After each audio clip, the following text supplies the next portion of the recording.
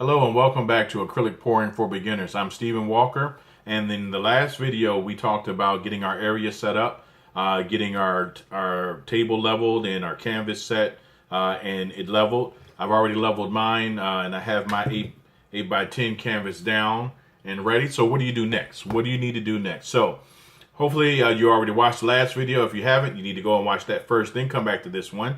So it'll make a little bit more sense for you. But so we want to make sure we have our clear cups, and we do clear so that we can see the paint. We want to be able to see the paint inside the cup. We want to have our jumbo stir sticks as well for that. So we have our cup. So what do we do now? What you want to do is you want to get you some acrylic paint. All right. So I get Liquitex. I have a Liquitex Basics paint, and for this first pour that I'm going to do is going to be a tree pour.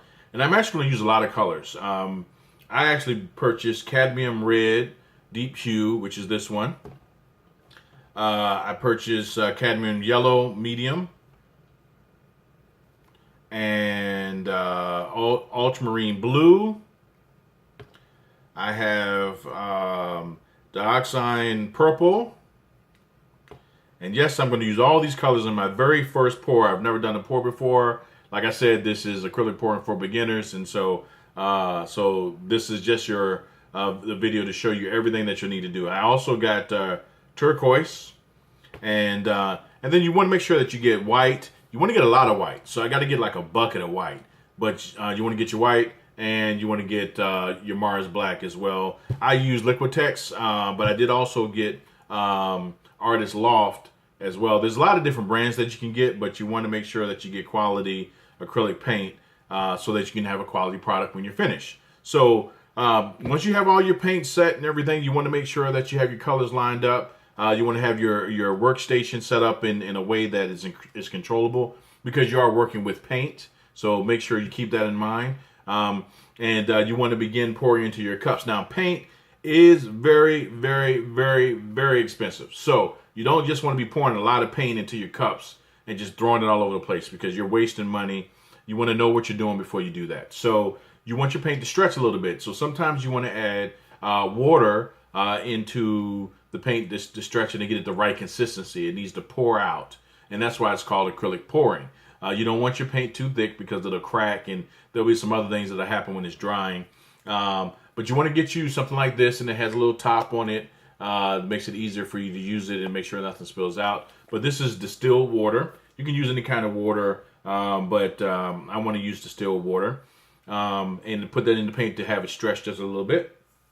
Glue all. Multi-purpose glue is something that you want to purchase. You can pour that into, first you put your paint in, then you put your water in, you stir that, then you put your glue in, you stir that, and that kind of gives you a little bit more paint.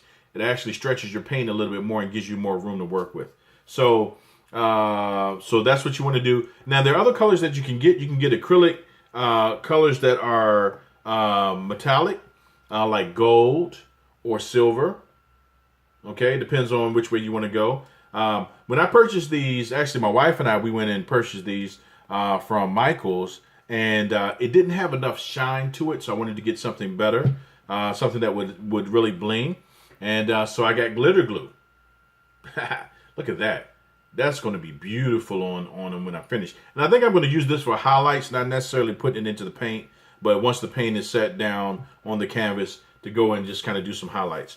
There are different techniques that you can use when you do your pouring. You can get cells, and cells are like little bubbles within the paint that separates the paint out. And you need silicone in order to do that. 3-in-1 is really good for that. And so once you get your paint in and you get your pouring medium in, and this is pouring medium by Liquitex. That's another way you can stretch it if you don't do the glue or water, but you can use that.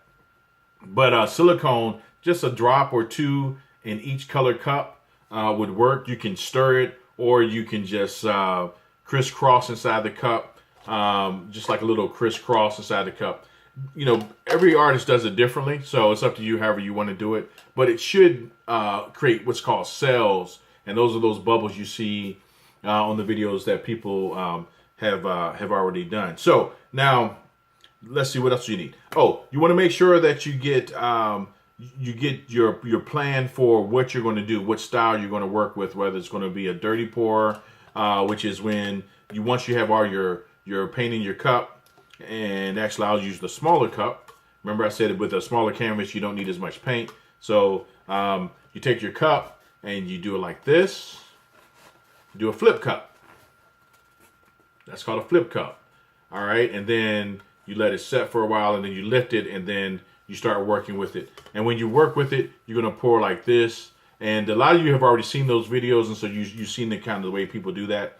You have to be really careful about your edges, so make sure you use what's left in the cup to get on your edges, stuff like that. Or you can use your stir stick to scoop up some of the stuff that spilled off the side and do it that way too.